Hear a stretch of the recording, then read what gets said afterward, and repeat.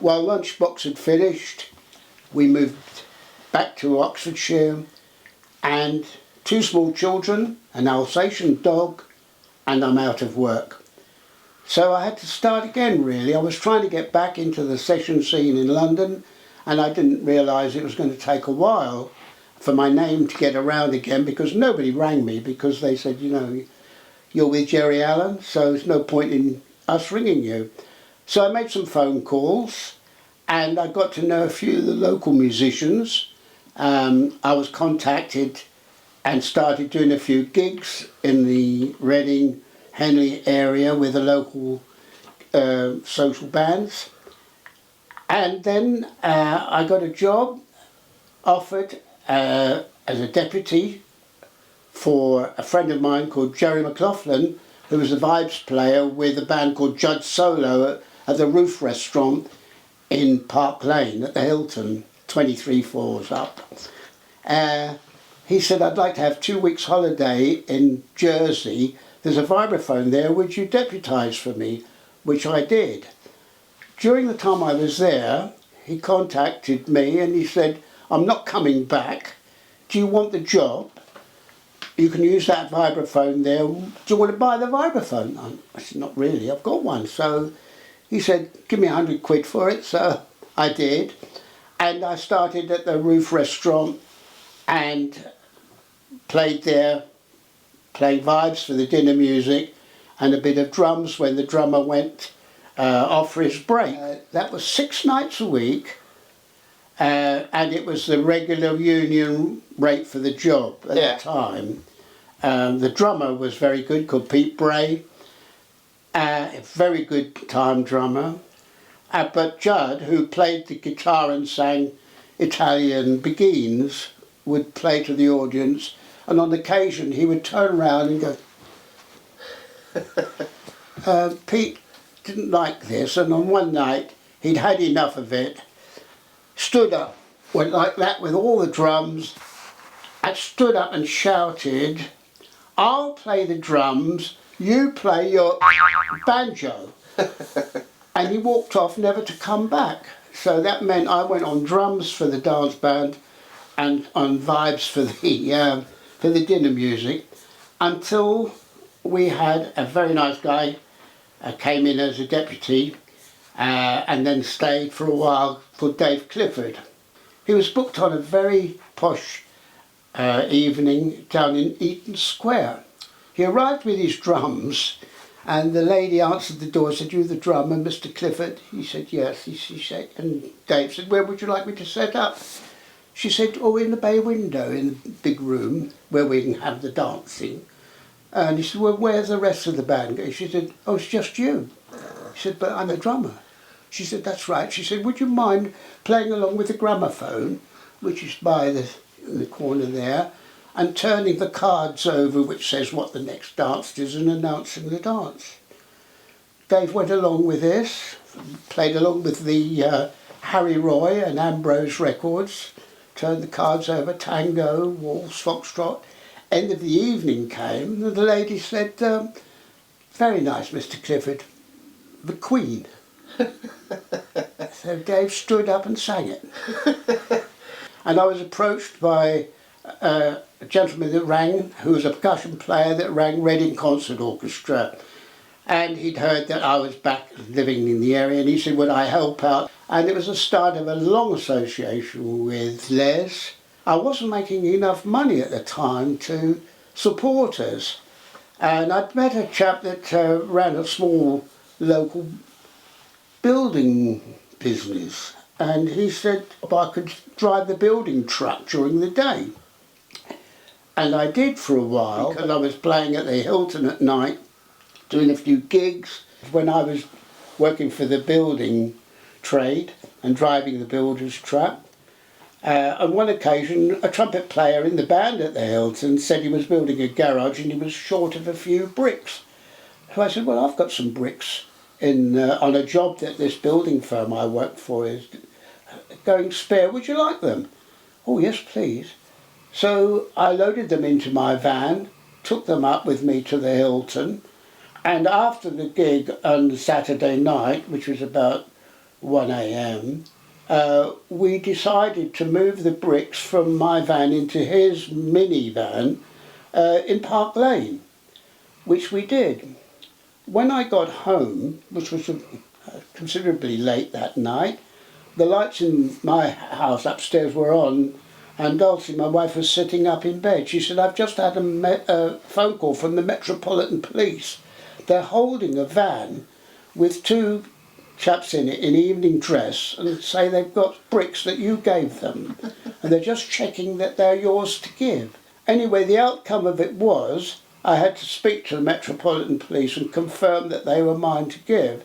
And then the nice officer said, you're telling me that there's you and another gentleman in evening dress loading 100 bricks in Park Lane and nobody queried it? I said, yes, that's right. He said, well, we stopped this minivan trying to get up Putney Hill or somewhere.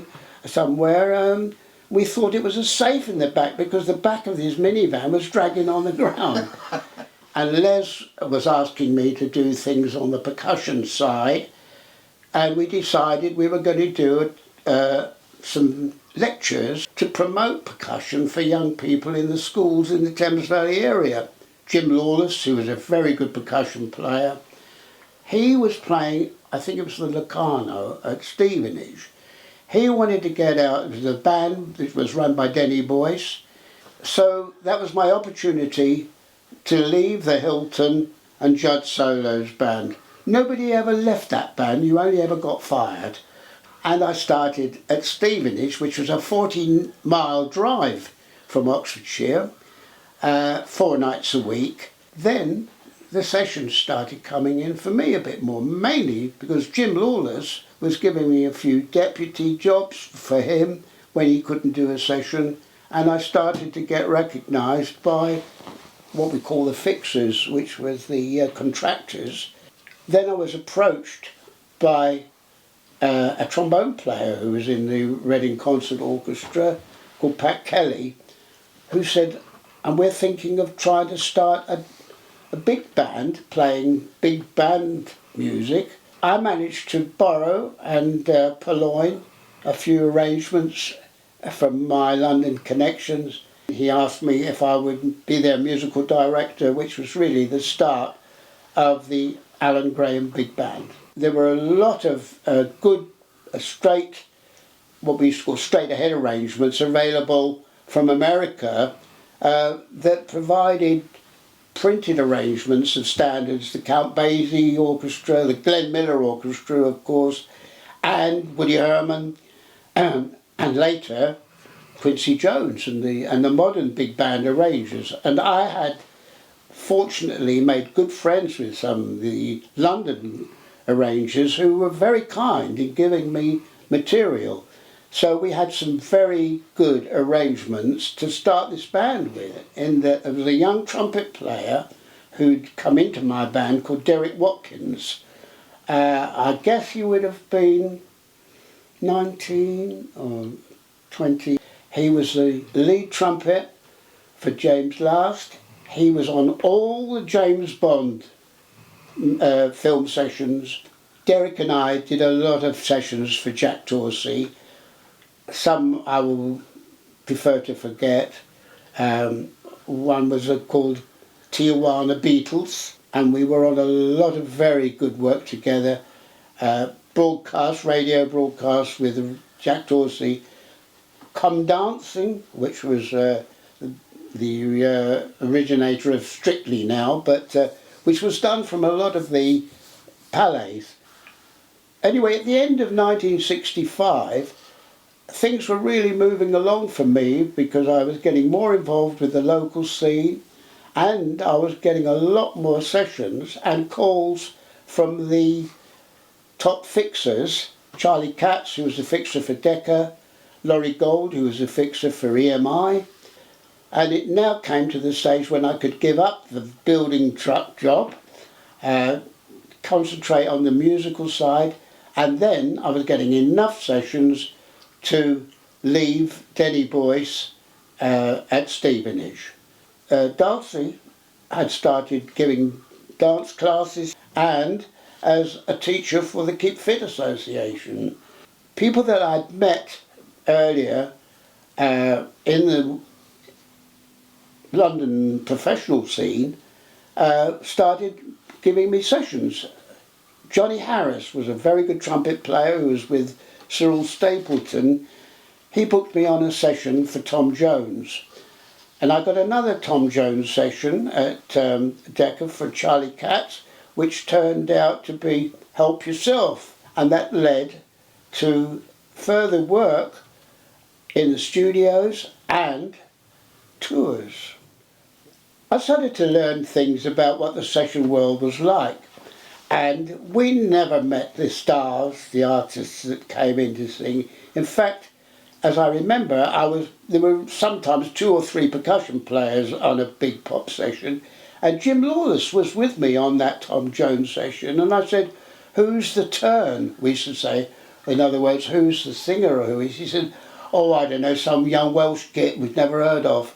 Dates with Matt Monro, Frank Ifield, Kathy Kirby. The phone went, and I accepted whatever gigs I could, because I had to put food on the table. As a percussion player, I discovered that we got porterage, which was we got paid for any instruments that we took. For example, in those days it was 30 shillings for a vibraphone or a xylophone or marimba. That's £1.50 today. 50 pence or 10 shillings for a glockenspiel. Timpani was negotiable because it depended on the studio, whether it was upstairs, a difficult entry or whatever, and how many timpani you took. So porterage was something that you got as an extra to your fee. Johnny Arthey, who was a well-known director, when asked by the contractor, the fixer, what should the percussion player bring, his reply was, tell him to bring 30 bobs worth. There was a lovely percussion player who was with the BBC radio orchestra, which was called the Variety Orchestra in those days, Jock Cummings. And his neighbour said to him, "Well, what exactly do you do, Jock?" And Jock said, "Well, it's all bluff and porterage, really." Hence the subtitle of my film. The fixer would book you, he would just say, it's 10 till 1, EMI, and then 2 till 5, and then I've got another one in the evening for the BBC at Aeolian Hall from 7 till 10. So if you could take those sessions, you could fit them in to a full day, if you were fortunate enough to know enough fixers, and we would get a fixer or a musical director who would say, just tell him to bring a bag of rattles. Or when you were very busy in the session world, you had to work it out that you could get from a studio to another studio across London, move your instruments, get parked, top of the pops, or anything that you had, two Ronnies, Morecambe and Wise, which were, say, 2 in the afternoon, camera rehearsal in the afternoon and show in the evening, 2 till 10. The fees for these sessions varied. When I started, of course, it was £3 for music while you work in the morning and £3 10 shillings, 3.50 in the afternoon, because there was another 15 minutes of live music. In the studio work later, everything was different. A jingle was paid for 1 hour with increments of 5 minutes if for overtime.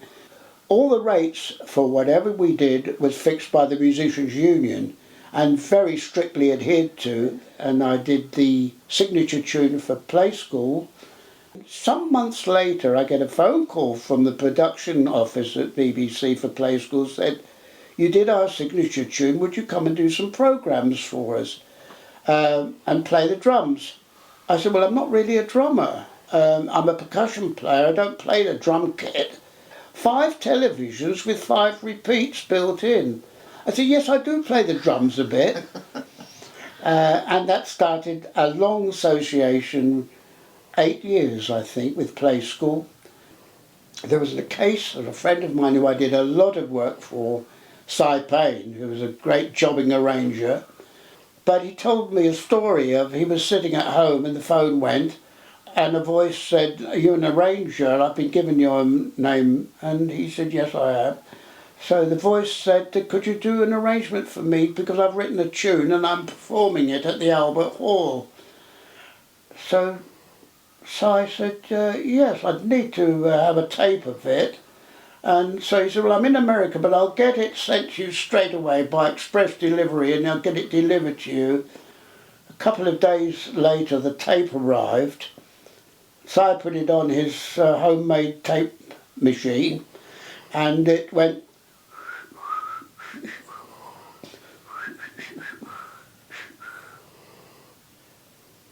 So Si listened and he rang the guy back and he said, "I think you've sent me the wrong back. There's about 4 bars of whistle."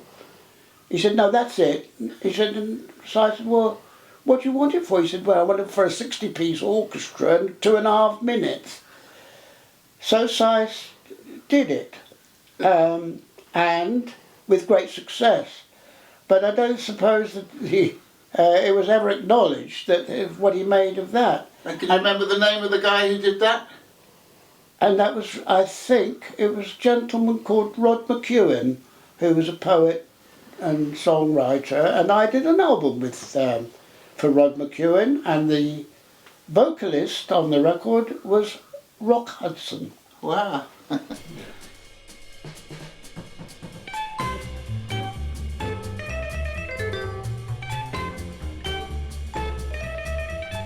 With 2 vibraphones, and I'm on vibraphone to good. Jim always had to play one. Yeah. And Jim's sorting it out, and this guy said, "Monsieur, vibraphone number 1, it is not hard." And Jim said, "I'll fucking tell you if it's hard or not," you see. and as Stan Roddick, the trumpet player, came back after the break, as he passed us, he said, "Jim, what's French for fucking hard?"